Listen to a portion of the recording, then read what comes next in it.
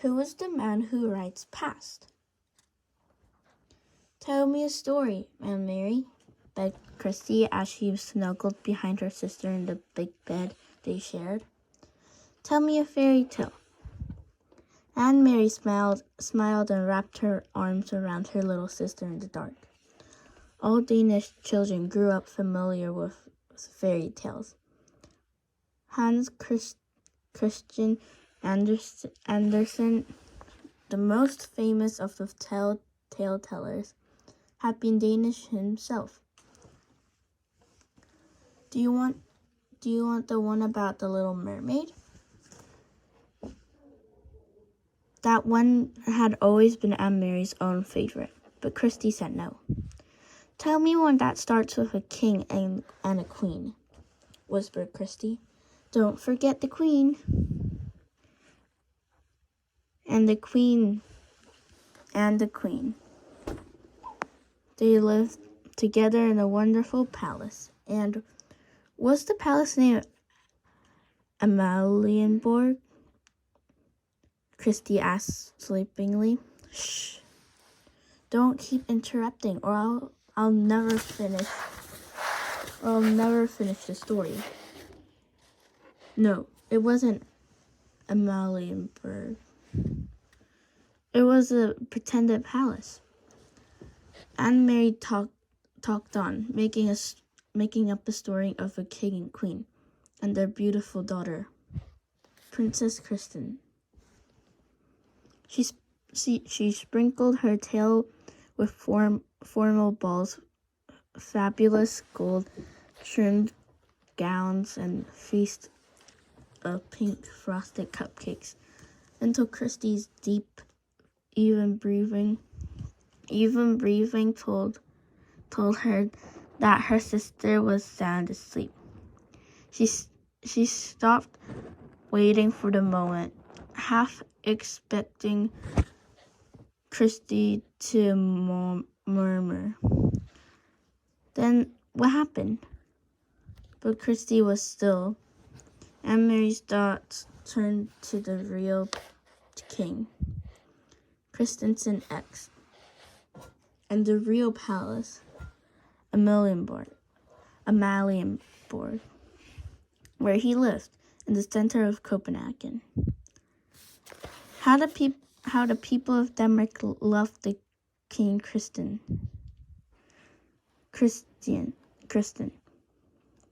He was not like a fairy tale king, who seemed to stand on balconies giving orders to subjects, or who sat on golden thrones demanding to be entertained and looking for suitable husbands for their daughters.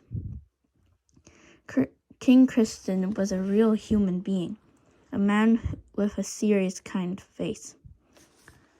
She had seen him often when she was younger. Each morning he had come from the palace of his horse, Jubilee, and ridden alone through the streets of Copenhagen, greeting his people. Sometimes when Aunt Mary was a little girl,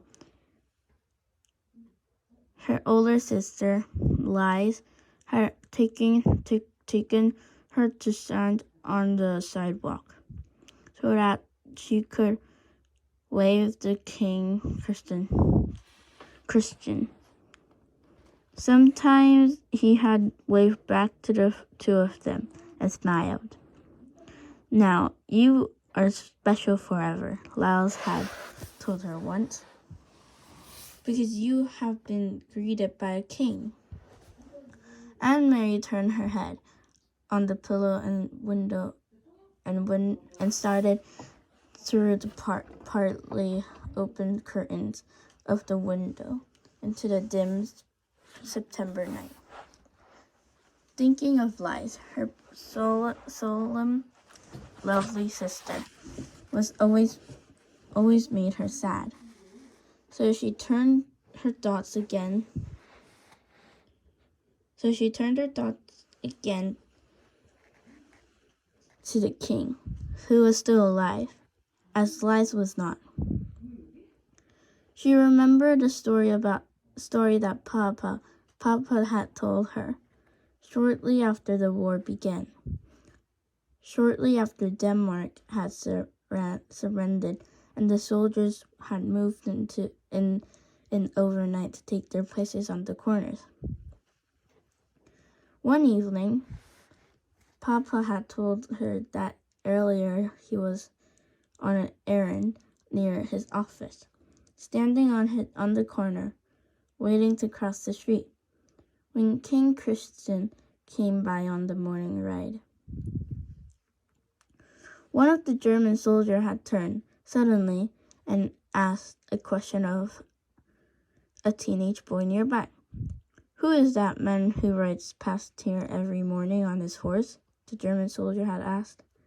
Papa said he had smiled to himself, amused that the German soldier did not know. He listened while the boy answered. "He's our king," the boy told the soldier. "He's the king of Denmark." "Where is his bodyguard?" the soldier had asked. And do you know what the boy said? Papa had asked Anne Mary.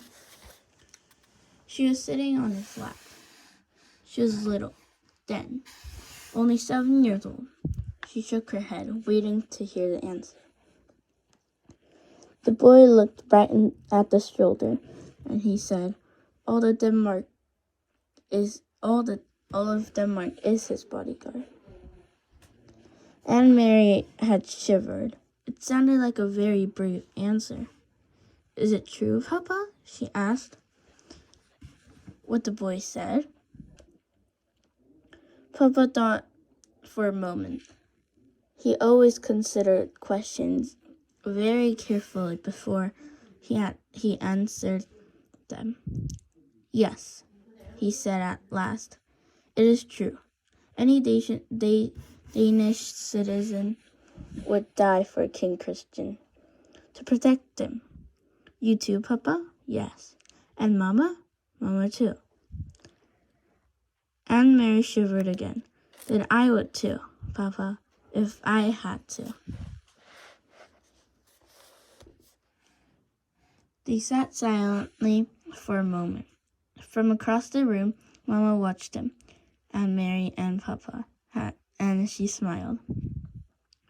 Mama had been crocheting that evening 3 years ago, the lacy edging of a pillowcase, part of Lyle's trousseau. Her fingers moved rapidly, turning the thin white thread into an intricate narrow border.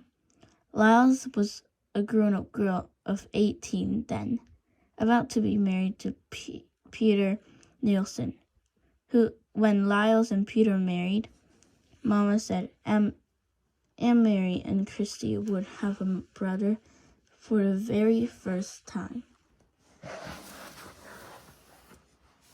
"Papa," Anne Mary had said finally into the silence, "sometimes I wonder why the king wasn't able to protect us. Why didn't he fight the Nazis so that they wouldn't come into Denmark with their guns?" Papa sighed. "We are such a tiny country," he said, "and they are such an enormous enemy. Our king was wise. He knew how few soldiers Denmark had. He knew that many Danish people would die if we fought. In Norway, they fought," and Mary pointed out. Papa nodded. "They fought very fiercely in Norway. They had those huge mountains for the Norwegian soldiers to hide in. Even so, Norway was crushed." In her mind, Anne Mary had pictured Norway as she remembered remembered it from the map at school. She had Up above Denmark, Norway was pink on the school map.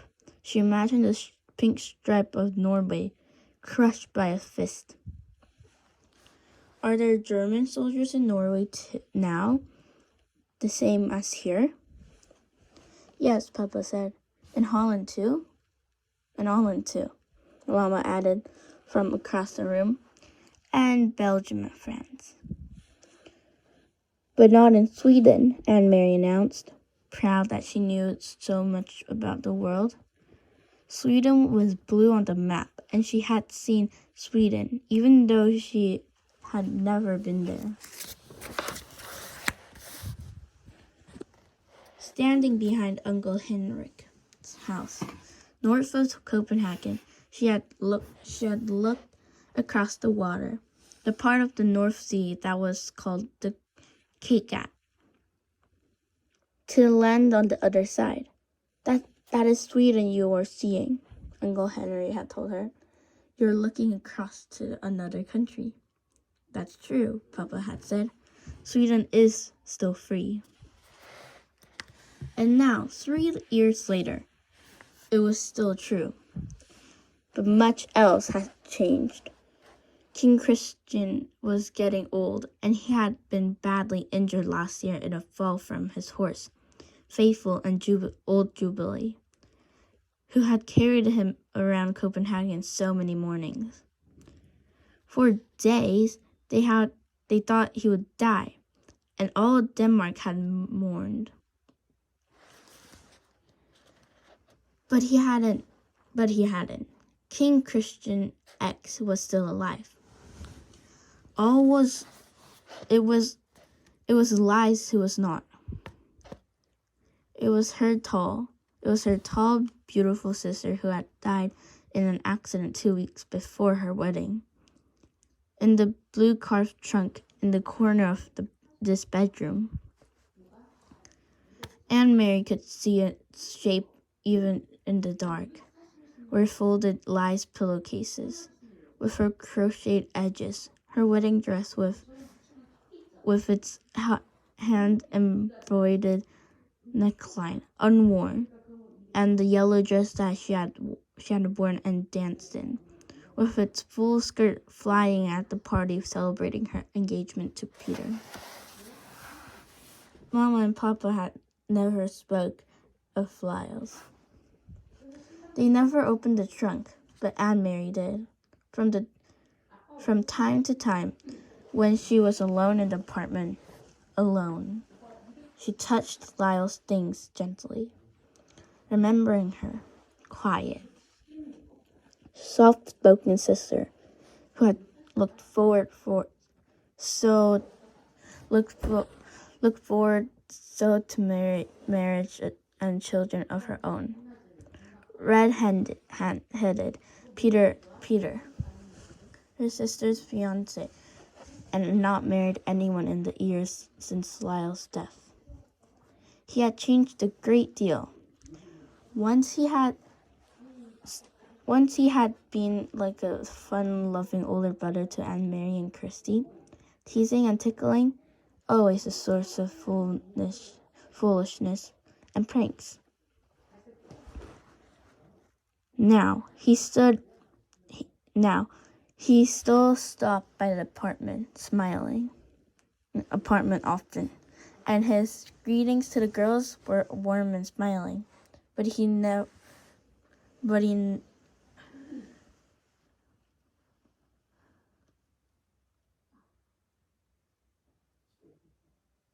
Now he still stood by the apartment often, and his greetings to the girls were warm and smiling, but he was usually in a hurry, talking quickly to Mama and Papa about things Anne-Marie didn't understand. He no longer sang the nonsense songs that had once made Anne-Marie and Christy shriek with laughter. And he never lingered anymore. Papa had changed too. He seemed much older and very tired, defeated. The whole world had changed. Only the fairy tales remained the same. and they lived happily ever after. And Mary sighed, whispering into the dark, completing the tale for her sister, who slept beside her, one thumb in her mouth.